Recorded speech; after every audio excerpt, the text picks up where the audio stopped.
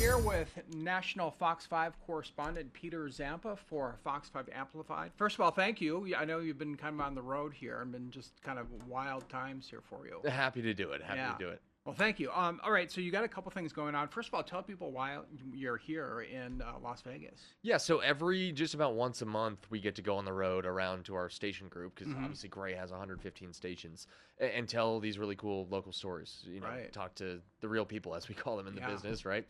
And Las Vegas in particular. One of them, we're doing this series celebrating America 250. And so one of the stories is Las Vegas as the entertainment capital. This is something that you folks get to feel every day, but for the rest of our stations, I hope they know about Las Vegas, but some of them might not know the full history and how it was able to stay what it is, right? The amazing city that you guys get to see every day.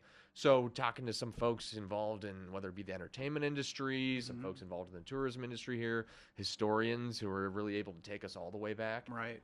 Just kind of that well-rounded piece on Las Vegas and what it is. And then we're also doing a story on gambling and the future of it.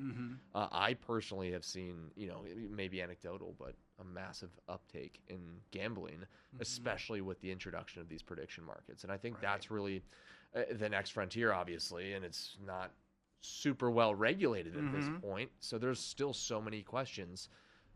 How are certain people able to use this when they could easily influence that particular market? So it seems like a slippery slope to some. So we just kind of want to talk to folks involved in the industry who know it very well, what this really represents for us. So it's really interesting, definitely. Can you talk more about that? Because people might not know. They know the slots, they know the strip, they know downtown, but the prediction market, a lot of people may not know a lot about. Yeah, and in Las Vegas, if I'm understanding correctly, they're not actually allowed here. So that's one thing. But the rest of the country, they're facing these companies like Kalshi and Polymarket. You're probably seeing a ton of advertising. That's the other thing. These folks are able to advertise. You get the DraftKings advertising everywhere you go. Same with whatever, FanDuel. All these different brands now, it seems like they have a massive advertising budget. But for Kalshi and Polymarket in particular, they're prediction markets. And their argument is they're similar to just trading securities, really betting on stocks, whatever it may be.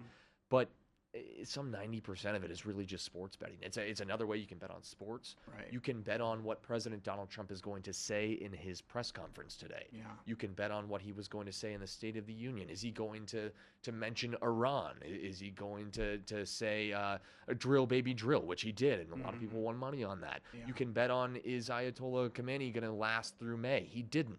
But he was killed, and then they had to have so it's all of these, it's really all of the above. It's a crazy new frontier. It's wildly entertaining, but it also represents something that I think some folks are nervous about. Well, there's talk, controversy about people having the inside track on something, betting a ton of money and knowing it's actually going to be set or it's actually going to happen. I think that's where some of the controversy is. 100%. And you're talking about who's allowed to use this. Really anyone right now.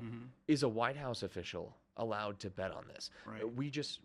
Perfect example, we have a federal case now of someone who was involved in the operation to extradite Nicolas Maduro. He allegedly bet on this and allegedly won $400,000 saying that Nicolas Maduro was going to be out of office by X date, if my information is correct. He was involved in this operation. This is crazy thumb on the scale type stuff. Now, that was not a foregone conclusion that it was going to work out, but it gives you some evidence of how this could go really in a strange direction. Yeah, without a lot of regulations and rules. I mean, could that person do what he did? I mean, people are saying no right now, but again, how do you know who's where and who's what and who's involved in things that happen? Yeah. And when you start to see, I think especially politicians, look, we like to try to hold them to a higher standard. If their staffers are involved in some of this, if they know what kind of speech their boss is going to make on any given day, and they start throwing a little money around, then everyone would consider that to be insider trading, right? And so, as with everything, the government is lagging in regulation. It's no surprise. But you would hope they would catch up pretty quick. And I think they are obviously working on this, and this will be a groundbreaking case, the one with the soldier who was involved in that operation. And it'll tell us a lot about where all of this is headed, I think. So, have you done your gambling story yet? Have you already researched and been here, and you're leaving soon then? Yeah, that's right. Okay. And so we started with the Council on Problem Gaming, based Mm-hmm. here in Nevada. Mm-hmm. Just sort of this watershed moment, because it's not all about prediction markets, Mm-hmm. but it is about the fact that they are seeing a rise in especially youth, kids coming to them saying, "Hey, I think I have a problem," and that was their thesis, was that if you're starting them younger, the odds of them developing this addiction when they are Mm-hmm. still theoretically in their formative years, that can be a real problem too. Right. So they are expecting this to get a little bit worse, um, but they also fear overregulation, because Mm-hmm. that's when you send people back to the black market. Mm-hmm. So I thought that was really interesting. But another, if I could, another interesting point they brought up was Mm-hmm. the friction of going to a casino, the barriers that you have to go through to gamble. That's kind of gone now. When you have a phone and you can make one tap and place a Yeah. $35,000 bet or whatever, Right. you didn't used to be able to do that. You Mm-hmm. had to at least go somewhere, go to the cage and give them your money Right. and cash out, which also made it entertainment. Mm-hmm. This is supposed to be an entertainment industry, Mm-hmm. and I think their fear is that we're getting to a point where it's just not fun anymore, and it's addictive, and people are developing these issues. So, from your research, did you get any indication of whether this might be legal here in Nevada, the prediction market? Well, as of right now, I believe that the courts have struck those down. Now, how Mm-hmm. long that actually lasts, we never know. Right. Sometimes it could potentially go all the way to the United States Supreme Court with some Mm-hmm. of this stuff, as we've seen with sports gambling Right. and sports betting. So I think it hangs in the balance in the future. It could take a Mm-hmm. while, could be pretty quick, but all we do know is that this industry is moving very quick. Anything that you heard here that maybe you didn't know before, you found really interesting, something that stood out to you? So much. I'll give a shout out to Mark Hall Patton, a historian who ran the. I know you folks know him well, but it was my first introduction Okay, yesterday, yeah. and man, I could have talked to that guy for Right. hours and hours Yeah. about the history. And you always knew that this city kind of was built out of nothing, right? But just the fact that it was a watering stop for the railroad, and then they were building the Hoover Dam, and they needed some entertainment, and that also the Hoover Dam was initially named the Hoover Dam. Then it was the Boulder Dam, and then it went back to the Hoover Dam. Didn't know that fun fact. Yeah. But all of these little things about what I consider to be a truly American city. You think about what this place represents, and that's why we're doing the America 250. Right. I know it sounds really broad, Las Vegas, America 250, but it really represents so many things, at least to me, and I know a lot of people. Mm-hmm. It's a city that puts a smile on your face, and when you see folks on the plane, someone brought it up to me yesterday. It's not often you see people happy on a plane, but when they're going to Las Vegas, they know they're gonna feed, whether it be their wild side or their entertainment side. They're looking forward to going to this place. So just all of that was really fun to learn a little bit more about this city that you know seems like a myth to some people, right? Yeah, well, there's a lot to do, besides the gaming. I mean, Yeah. there's a lot of hiking. My daughter's a golfer, competitive. There's 90 golf courses maybe in the area. Biking, you can hit the water. It's great. I mean, it's just for people who like entertainment and everything else that goes with that. It's a great spot to be. Yeah. How long have you been here? I've been here 5 years. And prior to this, I was in New Mexico, and we Okay. would come here, every couple, twice a year, Yeah. just to hit the strip and have fun. And I don't think I actually got past the boundaries of downtown and the Las Vegas sign. Right. I didn't know much about it other than gambling and coming here and having fun until now that we're here. We find all kinds of things to do. Well, it's funny because you talk to whether it be the tourism folks, they clearly are trying to diversify.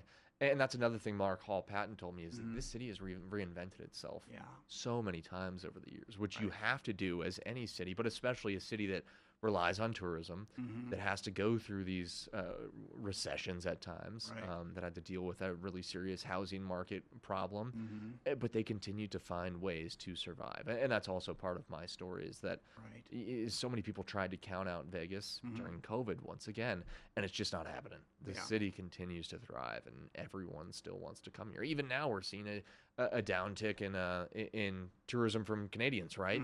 Yeah. But there's still a lot of Canadians coming here. Yeah. There's still, you can only stay away from Vegas for so long, Right. as far as whether it be Americans or the world writ large. But everyone keeps coming back. Yeah, and not to mention sports here. I mean, if you like sports, if you like concerts, I mean, there are so many that take your pick. Which one do you want to go to? Right. And of course, all the sports teams that we have here now. We've got A's baseball coming in. We have women's professional hockey. We've got NBA now. I mean, Vegas has just boomed when it comes to sports, and a lot of people talk about that all the time. Yeah, I am a lifelong Oakland Athletics fan. Yeah. So you're if coming we here could more now. no, if we could quickly move on from this part of the discussion, yeah. I would be. understand that. I understand that. I still, I'm happy for you guys, I guess. I'm still, it was a real part of my childhood, so I'm still not fully over it. No, I haven't even come to terms with what I'm gonna do yet because of I'm a huge sports fan. Yeah. Of all my teams, they meant the most to me. So it really is like I'm in this limbo zone. Do I find another team? Do I just accept the fact that they're moving here? But it is going to be such an awesome thing for this. I was at the tourism office yesterday at the convention center, and they had the live stream on the wall of them building the stadium, and the renderings all look amazing. So maybe I'll come to a game if I can swallow my pride at some point. But yeah, we'll see. I get that because I was in Minnesota. That's where I'm from. And when the North Stars left and went to Dallas, okay, I was still mad about that. Yeah, that was how many decades ago? Yeah. So I don't. Well, and that's a huge move, right? Yeah. Well, no hockey. We had no hockey in Minnesota for 10 years, which is hilarious. And now the Wild have come in, which is great. They've been there a long time, but I wasn't there when that happened, and now I'm here. I mean, VGK. I cheer for the VGK. Do you? But if the Wild and VGK play, I don't know what I would do. You have to figure that out. I'd have to figure it out. So I do get that stuff. So it's hard. It happens. Yeah. So let me talk a little bit about listening to America. So you Sure. travel around the country and you just talk with people in different places. What are some of the interesting stories that you've covered and some interesting things you've heard from people? Yeah, there are so many. And what this really comes down to is we're so blessed in this industry that people are willing to open up about, really serious things at time. I think about a particularly acute trip that I took a couple years back, and it was actually Arizona to look at a homelessness issue in the Phoenix area, speaking to people who were really impacted by this, and they were going to get cleared out because of a city mandate. And then from there, we went up to Wyoming to speak to this family who lost their son by suicide. And that's really when you're sitting in the living room with a mother, a father, and a sister, and they're willing to talk to you about this because they want to shed light on this issue. It's a big deal, and it's a huge responsibility that we all deal with. You want to get it right. Right. And no matter how many times we do these stories, I'm always fearful to hit that submit button. Did I do them? Will they be happy with what I've done here? And from there, we went down to the Denver area to speak to a girl who was dealing with an eating disorder her entire life. So it's these heavy stories that people just want to get out so that we all understand that these are issues that are persistent, they're not going anywhere, and we need to continue to keep the eye on the ball. And that goes to social media. I spoke to another mother whose son died by suicide because he was being exploited and bullied on social media. So there's a lot of heavy stuff. Sometimes it's fun stuff. We just went to Albany, Georgia a couple weeks ago, and spoke to a woman who was part of the original Freedom Singers, and she's still singing. I think she's 85 and has a voice that just blows off the barn. And what that meant to the civil rights movement. Right. She sang for Dr. Martin Luther King at one point. So there are some stories mixed in there that aren't so heavy, but it's the issue pieces that, often it's people saying, hey, I'm still struggling. I would like some help from someone to make sure that we're doing something so that this doesn't happen to another family, another mother, father, daughter. And I always appreciate that too. We covered a lot of stories. You talk to people who are kind of in dire straits, whatever their circumstances, but they'll open up to you, and just so other people around the country kind of know they're not alone. I mean, you hear from some person, but so many people are experiencing what that person is saying, and it takes a lot of courage to come and talk to us sometimes. I mean, especially if you've never talked to someone on camera, and here they are kind of telling you their life story, and you don't even really know them other than maybe what they've seen on TV. Exactly. And doing what we do, we see the best of humanity too in these moments where For instance, we were just in another spot in Georgia speaking to a father whose son died in a car accident. This was all about safe driving. Mm-hmm. There are a couple ways you can go when you lose a family member. Mm-hmm. Luckily, I've never lost anyone really close to me, but Mm-hmm. I can't imagine what I would do Mm-hmm. if I lost a son or a daughter in a car accident. Right. I would want to sink into a black hole and Yeah. not go outside for a few weeks. He did do that for a couple weeks. Mm-hmm. But right after that, he decided to create this entire organization, a nonprofit Mm-hmm. that tells his son's story and that says, hey, let's make our roads safer. Mm-hmm. This is the most developed country on the planet. We're the richest country on the planet. We have preeminent technology, preeminent education. Mm-hmm. We're the most dangerous country to drive in by far Mm-hmm. of all developed nations. Mm-hmm. How is that possible? Mm-hmm. And that is something that he's trying to fix instead of just curling up into a ball. Mm-hmm. Like, this is when you realize people are incredible, Right. because I wouldn't blame a single person for just wanting to cry all day and not move Mhm. forward. This is tough stuff, Yeah. but so many people do something about it, which is just impressive. Yeah, I appreciate that too, that just coming out and saying, hey, here's what needs to happen. This needs to be fixed. And in many cases, it does get fixed, which is great. One other thing I wanted to, so of course, people see you on our reports here. Now, where are you based out of? We see you in New York, and then aren't you in Washington a lot? It seems like you're going back and forth. We do go Correct me back. if I'm wrong. We do go back and forth Okay. a bit for big events in DC. We'll go down there. We'll also Okay. go on the campaign trail this year, Mhm. likely. I was based in DC for 8.5 years. Okay. And then we moved up to New York City to be more of like a national correspondent role. We still do a lot of politics. Mhm. So often when I'm on Fox 5, it's doing effectively like we call them talkbacks, but it's Mhm. headlines of the day. What is Right. President Trump doing? What is Congress doing? What else is happening, Mhm. whether it be national or international news? I'll do a quick little 2 or 3 minute segment with you Mhm. folks. Mhm. And we do that for a lot of stations too. Right. Just showing that we're on the ground, trying to learn things from a national perspective and bring it home to the local level. And Gray is in more than 100 markets. How many live shots will you do for different people on a given day if it's busy? Yeah, it depends. About 15, so Okay. 3 to 4 hours worth of talkbacks. But Mhm. if we're at a big event or at a campaign, sometimes it can be all day long. Just Yeah. I think the other day for State of the Union, we had 40 throughout the day, something like that. That's when your throat starts to get a little dry. Yeah, I understand that. All right, well, hey, Peter, thanks for stopping by. We appreciate that. Please, And we'll it's fun. continue to look for your reports on Fox 5. Yeah, thank you. All right, very good.